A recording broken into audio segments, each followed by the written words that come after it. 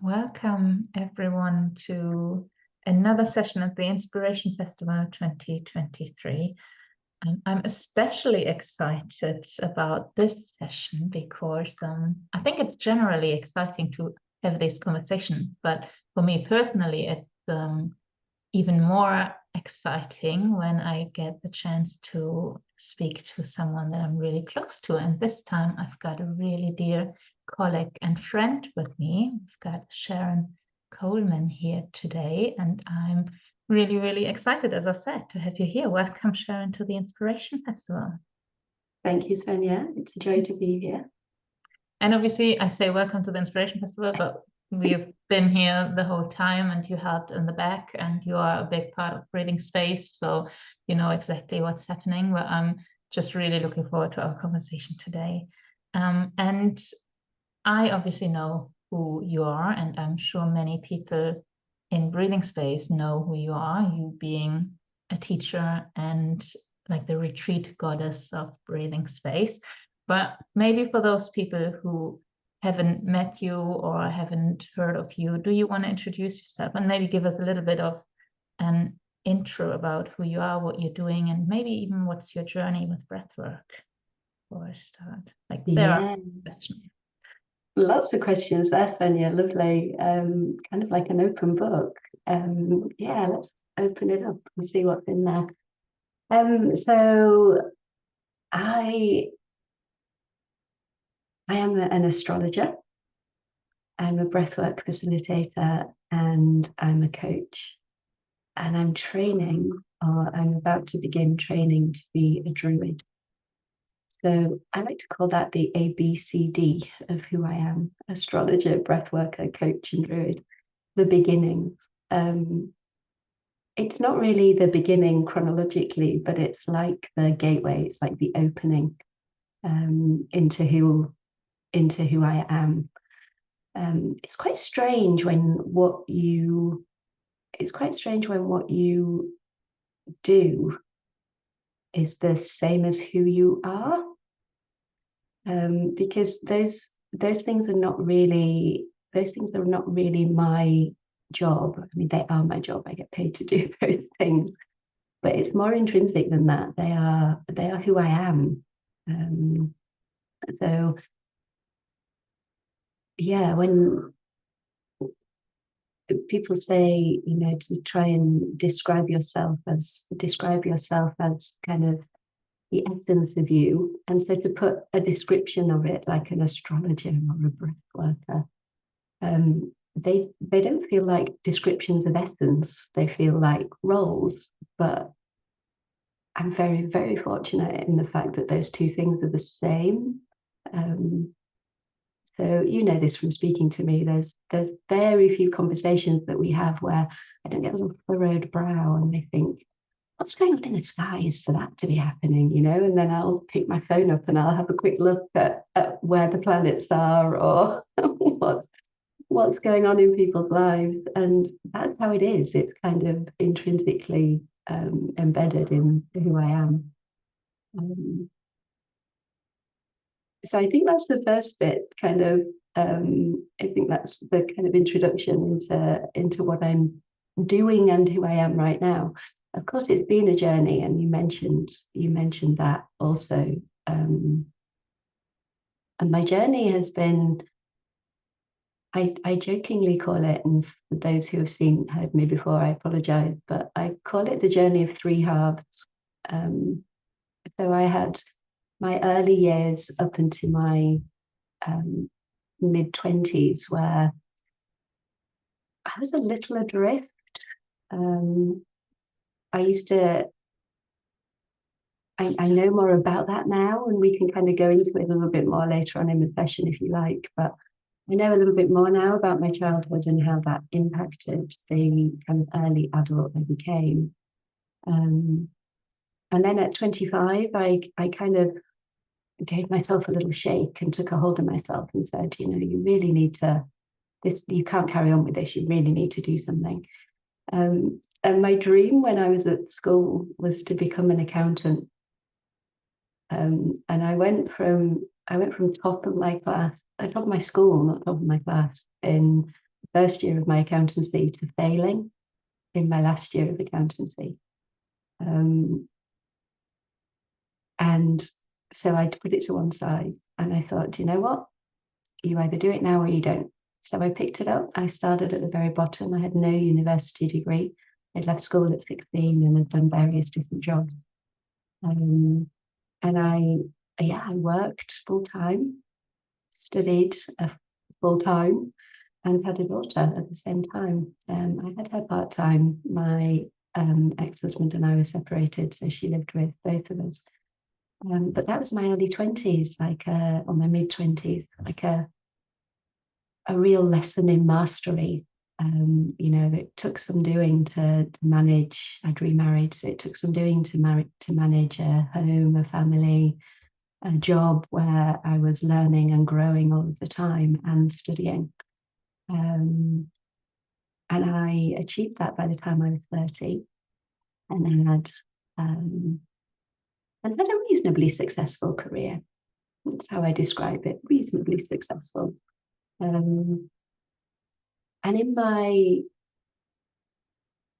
thinking of the time gap, in my 40s, I think, my very early 40s, I kind of realized that I was on a little bit of a treadmill with it. I was going into companies, fixing their finance departments, and then I was leaving because I got bored. Transformation was the thing that drove me, changing, moving, improving, growing was the thing that inspired me. And then as soon as I'd fixed it and it became normal, basic, boring, I moved on. And I thought, I could keep doing this. I could keep jumping from company to company, fixing and moving and fixing and moving, or I could do something else. And at the time, I was exploring my own, again, I've done this since I was born, I think, but I was exploring my own kind of reason for existence, reason for being. And I thought, why don't I retrain? Why don't I work with other people to do this? Why don't I apply all of this, my wholeness, to my work? So I began working part-time. I trained to be a spiritual counselor and coach, a soul plan practitioner, which I know you know about. I've done your soul plan. If you're interested, anybody, just let me know. I'll tell you a bit more about it. And I became a hypnotherapist and NLP practitioner. Lots and lots of things. I used to have a wall behind me with just like rows and rows of certificates. And of course, when you do all of these things, you're working on yourself at the same time, aren't you? You can't engage. Well, I suppose you can. You can engage superficially. I didn't. What I was learning became like practice. I understood when I did my soul plan for the first time, and if I had a window into my childhood, that it was like incredible. A number of things just dropped into place because I had more understanding of myself.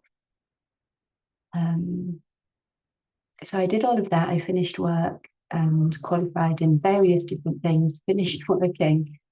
And then two things happened. First of all, I lost my dad. So I finished work in the February and I lost my dad in the May. And I didn't really realize, I don't think, just what glue, how sticky Dad made our family. And there was a lot of family breakdown that happened as a result of losing Dad. So there were kind of two whammies there. There was a loss of Dad and a fracturing of the family and a loss of family. And then, being self-employed was not quite as easy as being employed. It was a shock. I'd mastered many kingdoms in the work capacity, And I just thought I'd do the same in my own kingdom. And it was like, holy crap, this is not easy. And actually there were three things. And then a third thing happened very soon after I left my part-time employment. Was that I realized we don't need fixing. So for a perpetual fixer in kind of work and in life, my whole life had been about transformation, like moving through various different transformative states. I went into businesses and I, worked with transformation. And then I got this kind of real understanding in the pit of my stomach that regardless of what we're going through, we don't need fixing. We're perfect. We're perfect expressions of whatever you think is outside of you. We're a reflection, a fractal of whatever, and I'm not going to go into a religious bent here, but whatever it is that you believe, that's, we're perfect expressions of it. And that kind of stopped me in my tracks. And I had this kind of massive existential crisis. I've just kind of walked away from a corporate career. I've just spent years kind of working on myself and preparing to propel myself out into the world of self-development, wellness, etc. And nobody needs fixing. And it was like, oh, well, apart from me, of course, I still had that thing. Yeah. Of course. Yeah. Very happy to see other people as like perfect expressions of a fractal of the one, except me, who needed a lot of work still. And I'm very aware of that, and aware of that kind of I still struggle with it now. I'm very aware of that. So yeah, I stopped kind of in my tracks a little bit, wondering what to do, and floundered for quite a long time. And in all of this, I did some financial consultancy along the side. And it was probably one of the most, that third half, I don't know if you've noticed that, but I had kind of like the childhood, the early years, the corporate career, and I'm now in my third half. And that third half has been the most challenging, because absolutely everything that I denied or packaged up to deal with at another time is very present when we become present. And so, yeah, I went to some very dark places, and I think some of my early conversations with you, I was in a very, very dark place. I think that's when we started to bond, actually. I was thinking about this earlier, like when did we actually become like closer? Because it wasn't like, for those who don't know, we, like Sharyn and I, were on the same facilitator training at Breathing Space, but we weren't close during the training. It only happened afterwards, I think, during our mentoring time. Yeah. I think that was actually the start of like us having some really deep conversations about like what was happening for you. Yeah, for sure. And it goes back to what I just said, like nobody else needs fixing apart from me. So, everybody else had had a dark night of the soul except for me. So all the various things that had happened to me in my life, where I had some challenges, I'd had some pretty tough experiences and some pretty tough times. I never called them a dark night of the soul, they weren't bad enough for that. So the things I was good at and the things they weren't quite good enough. And the things that I was challenged by weren't quite challenging enough. Everybody else had kind of more difficulties. And so it was almost like my infinite being, which is what I kind of refer to. It's almost like my infinite being went, oh, for goodness sake, we're going to have to do this properly, because she's not going to get it if we don't do it properly.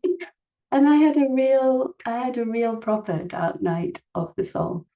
I found I'm very disturbed by the things you can find on the internet. I did some very dark searches in terms of how I could exit life gracefully. I didn't find a gracefully way, which is partly why I'm still here, because I didn't want to damage other people in the process of my exit out of life. Very comfortable with death, I have to say. If I were to leave the planet tomorrow, I would be happy that I'd kind of experienced life, and I know there's more on the other side. So I know it's not the end. And I'm jumping about a bit here, but it's relevant. My last year has been about becoming comfortable with life. So I have what's called a Pluto transit happening right now. I have them happening for the next few years. So there's going to be lots of plutonic things happening for me, which half excites me and half scares the mischievous out of me. But the first one that I became aware of was Pluto trine Pluto, and that's a really harmonic aspect. And along Pluto is quite a transformational planet, so alongside it being transformational, it's harmonic. And when I tuned into it, and when I kind of really delved into what Pluto trine Pluto meant for me, it's not going to mean this for everybody, but for me, what it was in my life. The sense that I got, the message that I got was, can you be as comfortable with life as you are with death?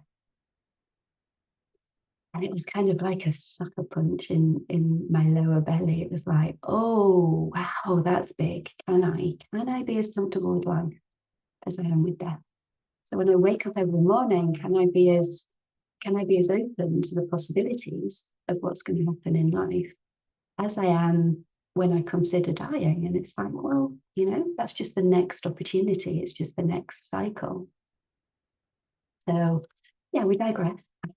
That wasn't where I was just when we started getting close. I was in a very dark place where I really didn't want to be here.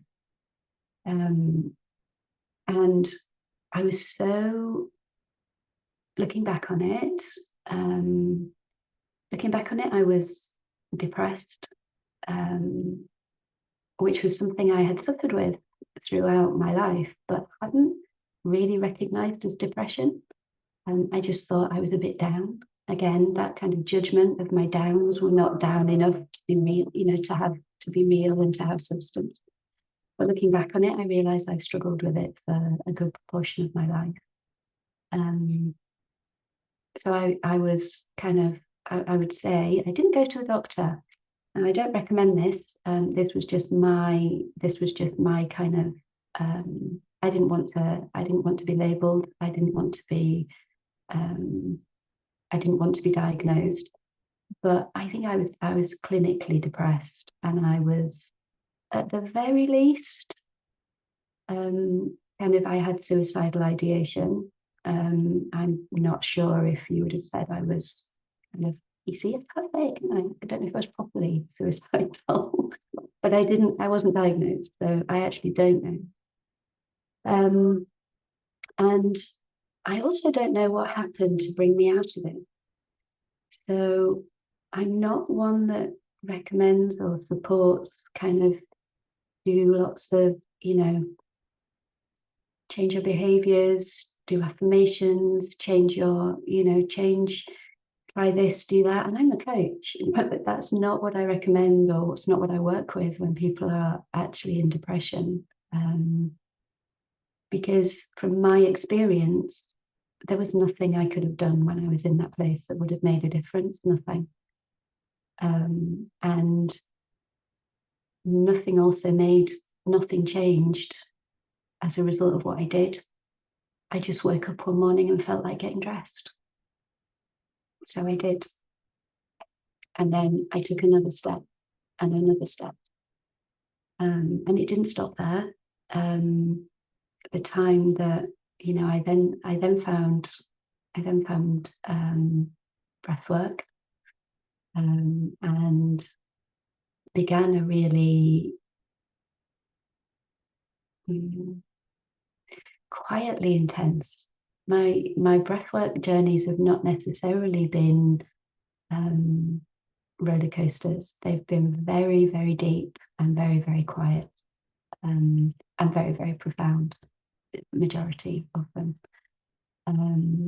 But that didn't stop me initially from bouncing back. So I used to say I'm a recovering depressive, because I was really aware that depression was on my doorstep almost all the time, and that it was an emotion. It was I don't know what you would call it. Is it an emotion? It was an emotion that I danced with through life.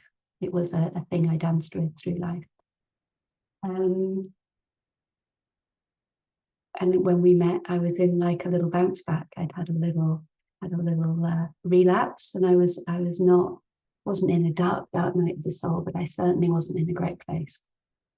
And then this Pluto trine Pluto happened. I also found astrology at a similar time. Pluto trine Pluto happened, and I delved into it to see what that was, to see what it meant. And that question, can you be as comfortable with life as you are with death?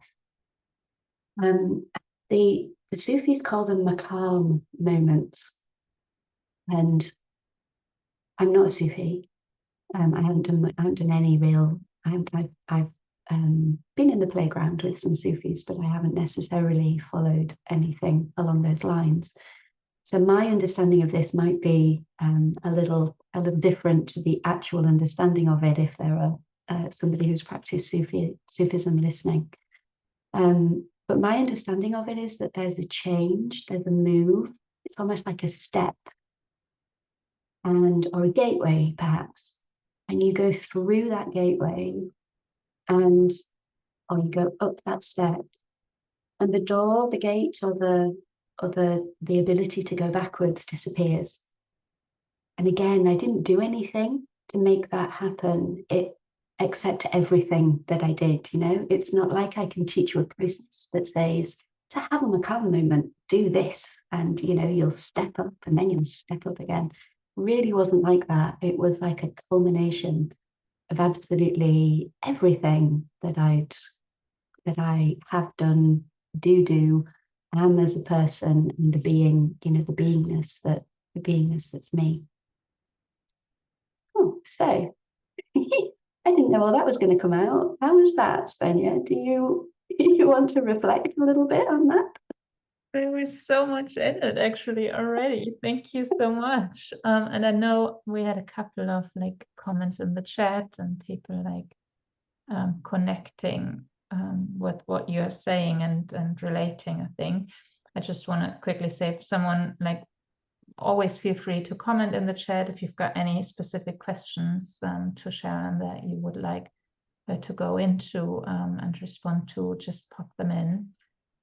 But yeah, that thank you so much, Sharyn, for just giving us an insight of the journey you've been on and the realizations that came with it. And it definitely sounds like it has been a journey so far, and an exploration. And I'm really grateful that you're still here and still exploring. And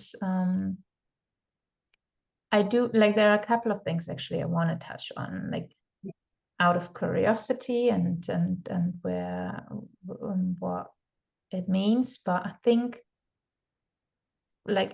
for now I would love to just hear what you said in regards to your quest on, can you be as comfortable with life as you're with death?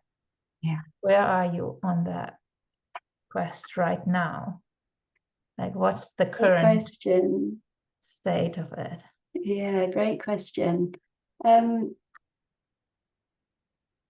It's really interesting because so transits in astrology, they're movements, so they happen for a period of time, and you have an invitation, a window of opportunity, or the ability to ignore it. You know, we all have that ability, but you have an invitation during that time to play with whatever planets are kind of chatting to you. Oh, that's how I see it. It's maybe a bit simplistic, and astrologers, like proper astrologers, are probably kind of turning in their graves or kind of shaking their heads. But that's how it feels to me. It feels like a little bit of a chat, an opening, an invitation. And so it moves on. At the beginning, I think it was I can't quite remember the timings now, but late last year, beginning of this year, it moved on, and that transit was no longer in play. However, Pluto is quite close to, at the moment, to a lot of my planets, not least the Sun and Venus, and an opposition to my Moon. Now, for somebody who's not an astrologer, that won't mean anything, but for me, I knew that meant that, like, the energy was going to change, and that there was going to be, that the invitation was not going to be, are you as comfortable with life as you are in death? It was going to be a different one. It's going to be a different invitation. And the invitation from Venus, Pluto and Venus, is kind of a transformation of values, a transformation of the kind of essence, the kind of the things I find beautiful or loving, kind of love, harmony, beauty, and values are the keywords for Venus. And relationship, I forget that one, and relationship. And the Sun is our consciousness, you know, the Sun is the kind of essence of who we are. So he's on his way there to kind of touch those planets and chat to me about those planets. And then shortly after that, he's opposite the Moon, which is all about my needs. So where Venus is about the wants, the Moon is about the needs. So all of that's coming up for me. So Pluto kind of disappeared off this Pluto trine Pluto and just touched a little bit into those areas, and I kind of felt it a wee bit of like, oh, what's it going to feel like? Then he went backwards. So we have what we call retrograde planets, and he went backwards, and he's now again trining Pluto. So I'm back in that same, giving me another go, basically. And it's really interesting what has been happening over the last few weeks and months. Some of it is more relevant to this conversation than others. Some of it's just like, you know, a bit of a roller coaster ride. But a lot of things that I thought I dealt with are coming back up again into my being. But the interesting thing that is happening is where they challenged me, and in some instances broke me from the person who knows they don't need fixing, but I don't have language yet. The same things are reoccurring again in my life right now. And there's a well of calm that I innately have now that I didn't have then. And I am nowhere near depression, a breakdown, a dark night of the soul, any of those things. So the circumstances are not dissimilar. The kind of things that are happening for me are not dissimilar to the things that pushed me over the edge.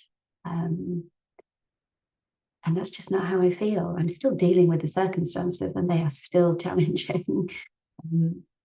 You know, I'm still walking through the same treacle, the same boggy kind of land. But yeah, I am not in any way, shape, or form thinking I want this to be over. In fact, I said the other day to a friend of mine, I'd be pretty peed off. I'm not allowed to swear on it. If I died now, you know, it's kind of like, no, that's not happening. So I think I think this little redo of the Pluto trine Pluto is kind of Pluto just giving me a little pat on the back and saying, look, I can do this now. You can have this invitation, you can walk through this treacle, and you're okay. Thank you for sharing that, and yeah, just exploring it a little bit more. And I think generally what I enjoy about our conversations is like how you just easily weave in like planets and what's going on and what does it stand for. It makes it like, even like I hadn't touched on astrology a lot before we like met, but obviously with you being there and always just bringing it in, I love hearing it more and exploring it, and I love how practical you are. You make this. I think for some it can sound like really far off and like woo woo. But I think like the way you approach it, it's very practical and hands-on for the like the real life. And then Yeah.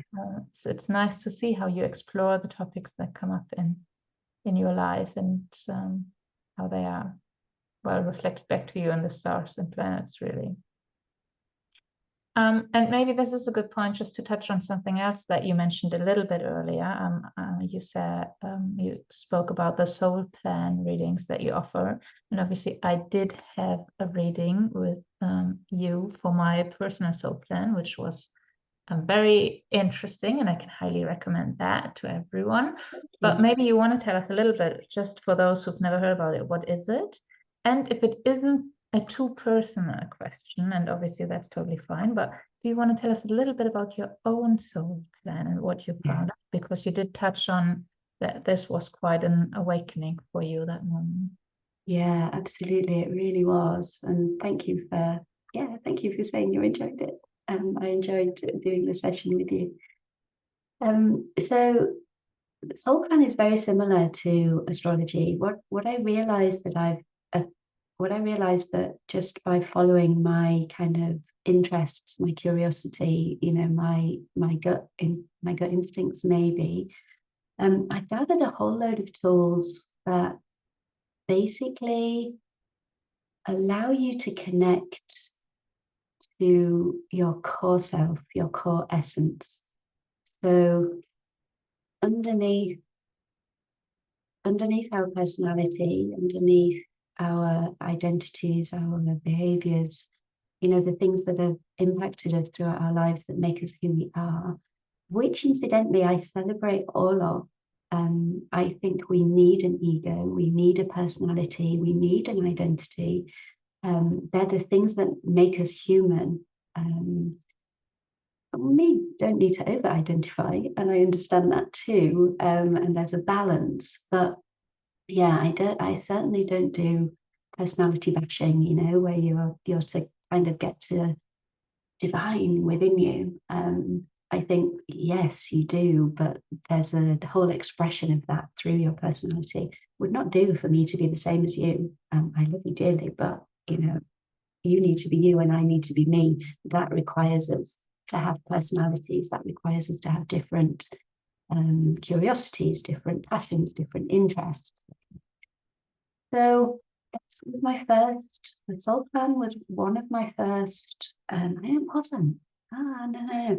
So I started with numerology. So I don't know if I actually did I say this. I did say I was an accountant. So numbers were kind of. I love number patterns and cycles, and like the repeating things, and the meaning of, and the kind of interpretation of numbers. And if anybody's interested in numerology, I have like the best book to guide you. And so just reach out and let me know, and I'll share the information. I presume this is going in Rizuku, so I'll be able to share in Rizuku.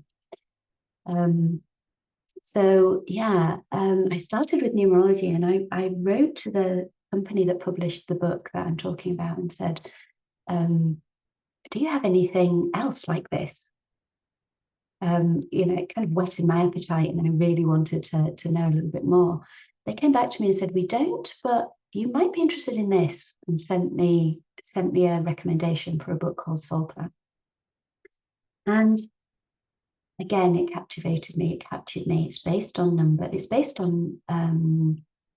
numbers, the Hebrew alphabet, and the meaning behind like the old Hebrew. It works around the Star of David. So if you don't know what that is, it's a triangle that points upwards and a triangle that points downwards. And when you put them over each other, you get a six-pointed star. And your soul plan is based on the vibration of your name, the name that you were given at birth. So imagine you're in a room, a cocktail party, one of my worst nightmares, but imagine you're in a cocktail party and there's loads of noise and, there's conversations going on all over, and somebody at the other side of the room says your name. You hear it, don't you? You pick up on that vibration of your name across a crowded room or in a crowded environment, because it's so much more than just the word. It's so much more than the thing that comes out of your mouth. It has a vibration. And the soul plan looks at the vibration, the energy, the resonance that is in your birth name. And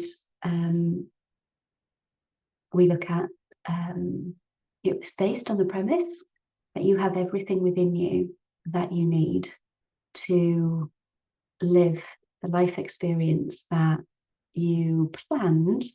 Because although our parents gave us our name, I believe anyway that there was a bit before that where we, outside of our bodies, where we kind of understood what we were signing up to, and our name is the reflection of that. So yeah, we look at our worldly challenges, gifts and talents and goals. We look at our spiritual challenges, gifts and goals, talents and goals. And we look at the very essence of who we are in our center.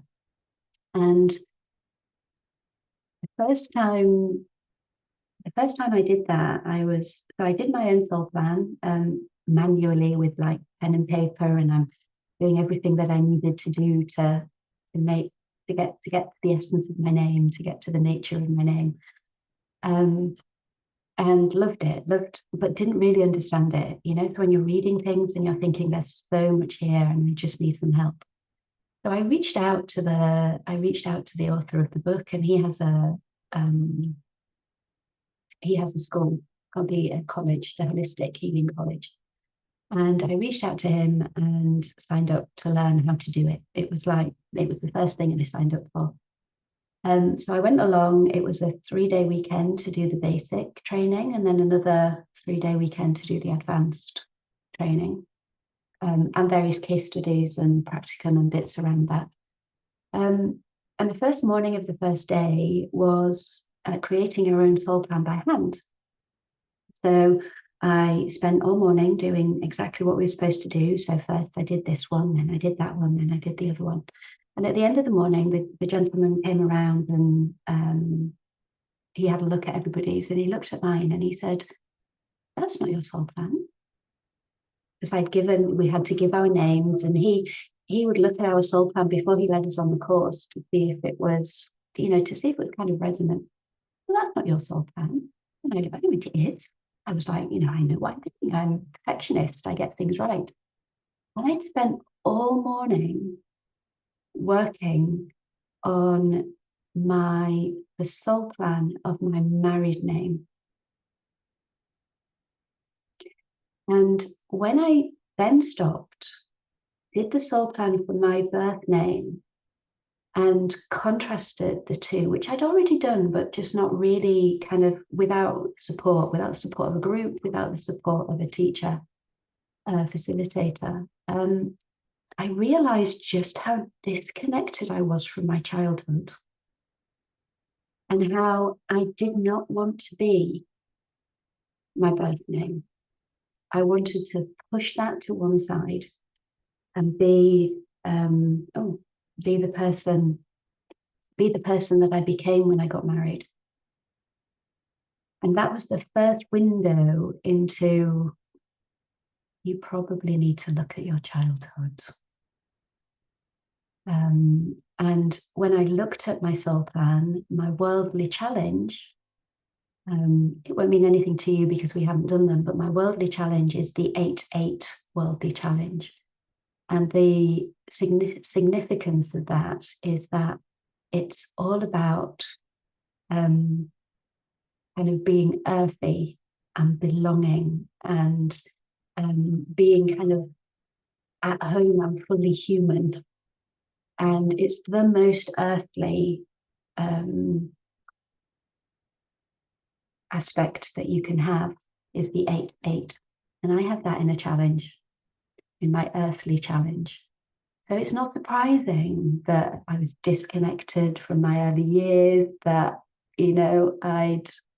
I'd kind of struggled with depression. Not that I knew that then, but I look back and it was like the first ever light bulb moment where I thought, oh, there's something I need to do here. So interesting, isn't it? Also, like coming back to what you said, so how comfortable can I be with being on this earth, actually? Yeah.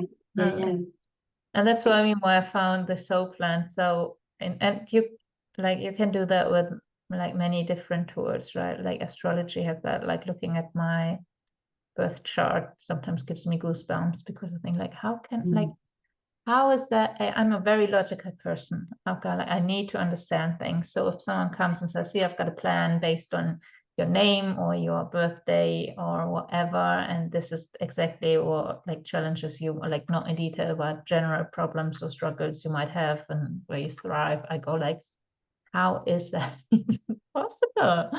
yeah. So yeah, just really fascinating. Thank you for sharing that. And can I just, I want to touch on one more thing that you said there. So obviously often people change their names when they get married or when like something for different reasons, really.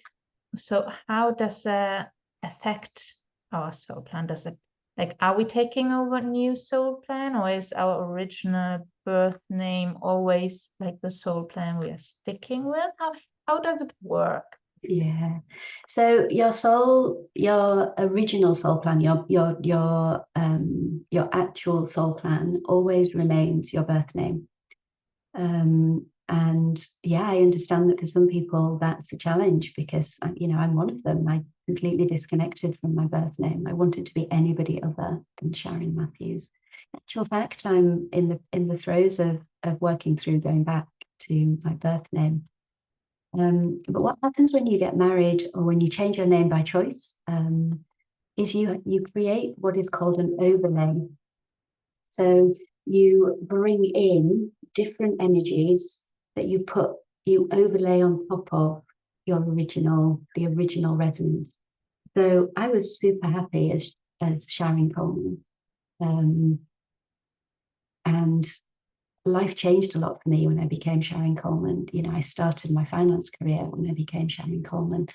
I let go of a lot of things. I'm kind of skimming over some of the things that happened in my early years. I'm happy to go back if you want me to, but I disconnected a lot from some of the things that I did, and some of the challenges that I had.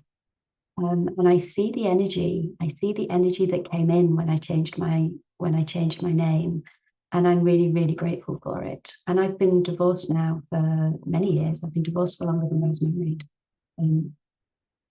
Yeah, significantly longer than I was married. But I still felt attached to that name because it still felt like the energies that helped me, the energies that propelled me forward, were partly attributable to that name.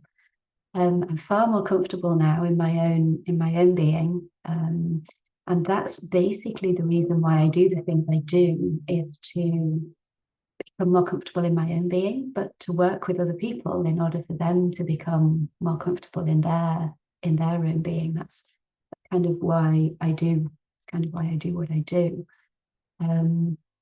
So yeah, we all have multi layers in the way that we experience life, but the core infinite self, the core infinite expression of who we are, doesn't change.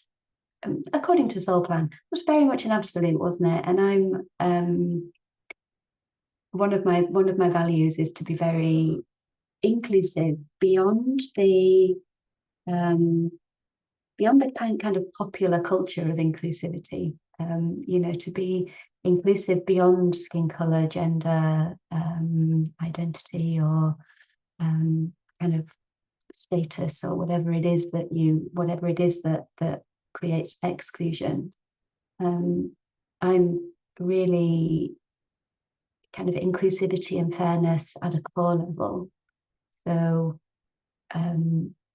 your truth is unlikely to be my truth, and your truth is as valid as my truth is. So I spent a lot of years on the quest for truth. I needed some truth, some anchor, something I could hold on to. And yeah, it took me a long time to realize that actually there's no such thing. Everybody's truth kind of comes together in a mismatch of amazingness to create collective truth. And it's as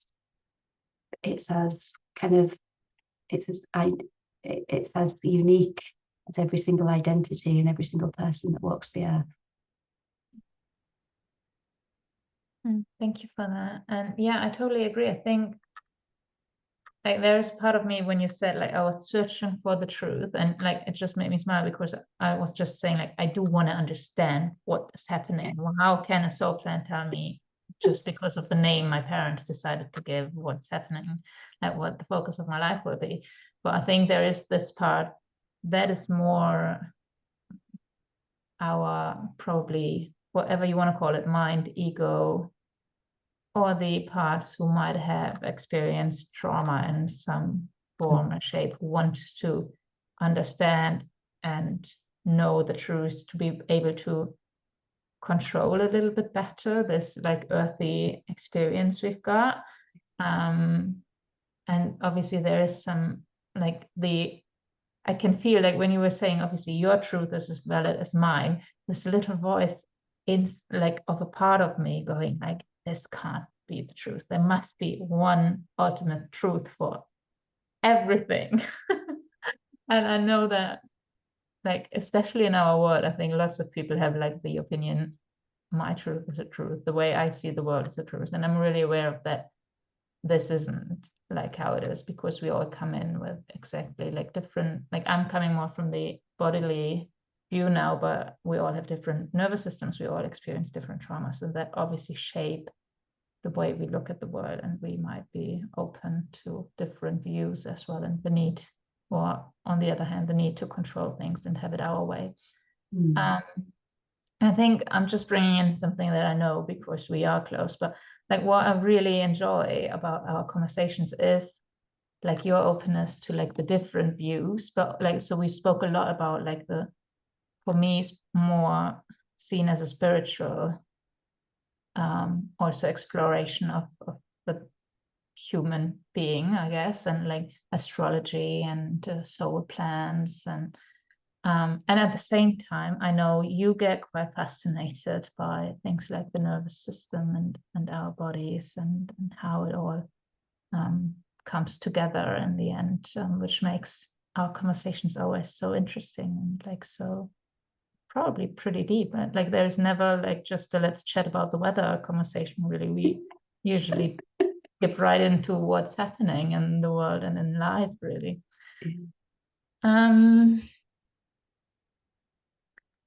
Okay, let's see, where shall we go for this last part of our conversation? Whilst you're thinking, can I just mention another thing about truth? Yes, of course. Which was super distressing for me. And yeah, I agree. When the two worlds of science and mystery collide, it's like, it's incredible. But the thing, yeah, the truth, my truth today is unlikely to be my truth tomorrow. So that was my first quest for truth. My first quest for truth was about finding my own truth. So one of my kind of existential crises was like, what? There is no truth. what is true for me today is not going to be true for me tomorrow.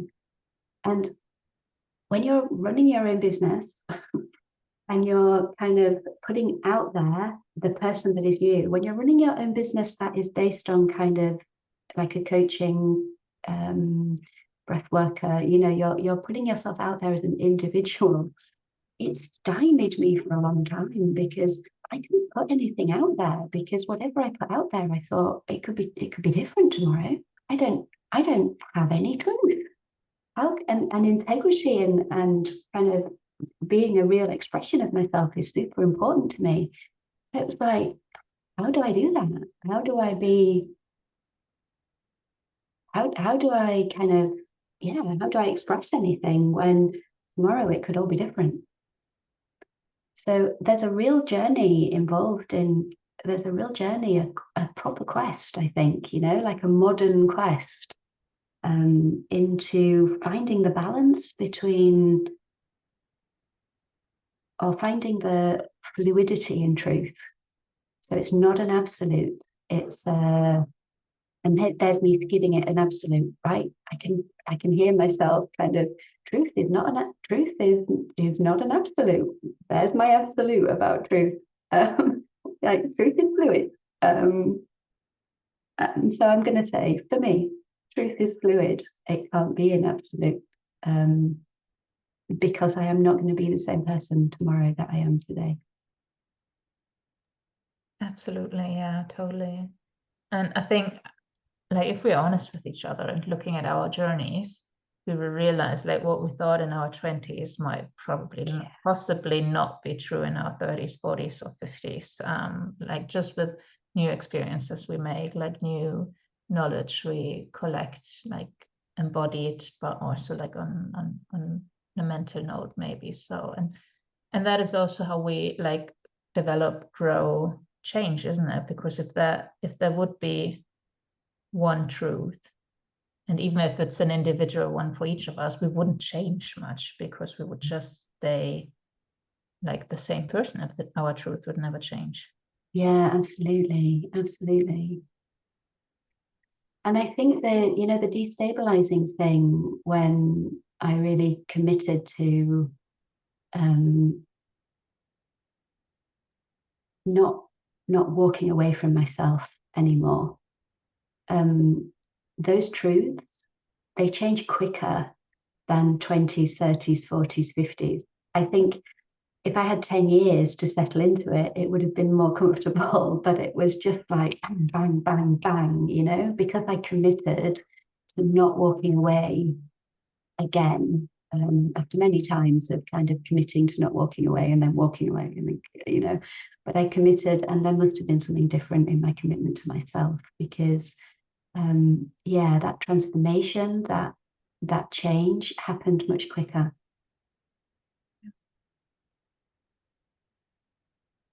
Beautiful. I just want to like recognize all the lovely comments in the chat again. You are touching people with your journey and with your experiences, and there's lots of gratitude I can see for your honesty and for your realness and sharing your journey. So just want to express that. Thank you for sharing. Everyone. So maybe for the last couple of minutes, this is the Inspiration Festival, and we are usually talking about breath a little bit at least. And I know we basically touched it by you saying, I'm a breath worker.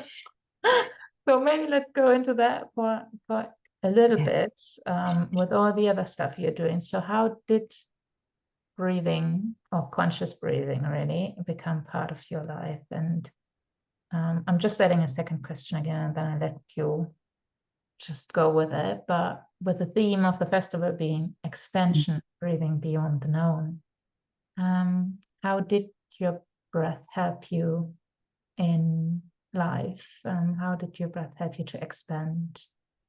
And maybe what did breath teach you in that way either? Yeah, thank you for bringing us back around to this. It's actually perfect timing, really, in the kind of story of that I've shared, or the kind of order of the things I've shared, because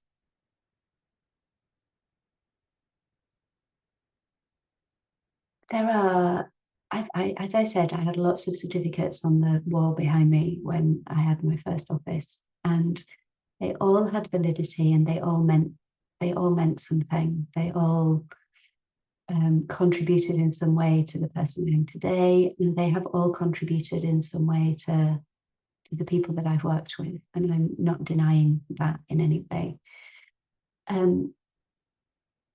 But as I grew, I saw flaws in most of the premise, in the premise of most of them. Not that there wasn't validity in them. I need to be kind of clear, and because I still use aspects of all of them, but there were aspects in everything that just didn't resonate with me anymore. As I grew, I changed, and I had different truths, which is why it's important, I guess, that it's come now. My experience with the breath has been the only thing, even in astrology and in the soul plan, there are elements of it that I think, yeah, but less, because I'm still talking about them, so less than in other things. But one thing with the breath is I don't know, it's clarity, maybe it's truth. There is a purity, there's the word. There's a purity in the inhale and the exhale. There's a purity in what happens when we inhale and exhale. And when we add our consciousness to it, there's just an honesty. And yeah, I'm getting goosebumps whilst I'm speaking. It's like there are lots of things that I know for myself to be true, but would never even dream of. I would share them with people, but if people didn't agree with me, then it's, I wouldn't fall out with them. I don't fall out with people anyway, but often. But there's an undeniable quality to the breath, and it's the truth. Having said there's no truth, it's the truth. The impact that conscious breathing has is, it's never the same. And we say in our frame, you could have a physical, spiritual, mental, emotional experience, and or you could have none of those. You could just simply be with yourself for half an hour, and how beautiful and precious is that. And that's what I love about it. I can turn up to the breath with something, a need that I think I have, and the wisdom, the integrity, the amazingness that is the breath I can go to the breath with a want that I have. The breath goes where I need. And that's not always in my consciousness. Sometimes it needs to arise. Sometimes it needs to be pulled out and be brought forward. So sometimes what I think I want is not always what the breath knows I need. And I can trust the breath. And there's, sadly, regardless, beyond what I thought we were going to speak about a little bit, which was kind of the natural rhythms, the natural way of life. There's very few things that are fully trustworthy. The earth, the way the earth works, nature is one of them, and breath is an integral part of that. Yeah.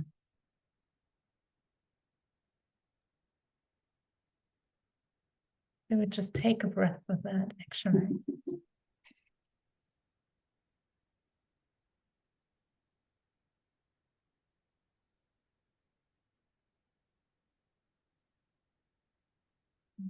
Thank you. I could feel myself when you started speaking about the breath. I could feel myself relax into it, and my breath just coming a bit more conscious to me, and like it was just a bit more present. Thank you so much for sharing that. And just while you were saying that, I did realize, like, yeah, we originally thought we would be speaking about slightly different topics, and I think I don't know how you feel, but I feel very happy the way it went, and like everything that you did actually share with us today, and the way it just turned. And I think again that is very much how we go through our conversations anyway, isn't it? Like, and suddenly a topic comes up, and here we are diving into it. Yeah, I didn't prepare, I have to say. I didn't prepare for today. I haven't prepared for any of the interviews, actually, because I think beyond reading the bios, because I think, just coming together with somebody and connecting with them I know we're not on a one-to-one basis. There are people here who are listening, and thank you so much for being. But something special happens when, two people come together. There's an invisible third, there's an invisible something else. And I've really wanted to give space to that invisible something else. So I hope, I hope whatever's come forward and out of it has been inspiring and maybe a little bit beyond the name. It definitely feels like it for me. Thank you so much, Sharyn. While we are wrapping this up now, is there anything, any wisdom maybe you want to share as like we are closing? Anything that you want to let people know?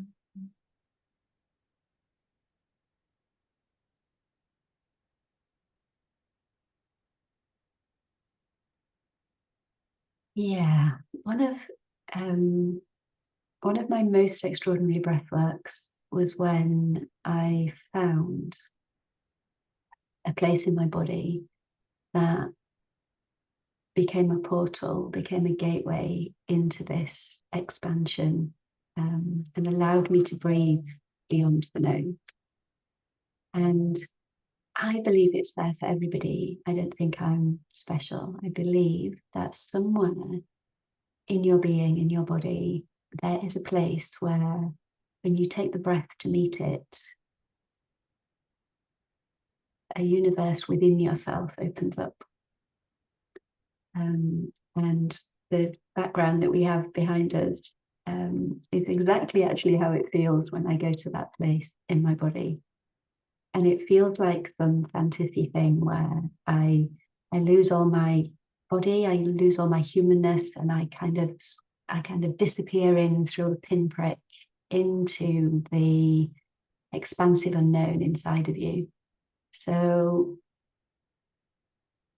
yeah, I believe it's there for everybody. If you want to set your intention to find it, I think that's enough. I think that's all that needs to happen. And at some point, in some way, that gateway, that portal will open up to you. And yeah, enjoy playing in there. Enjoy the ride.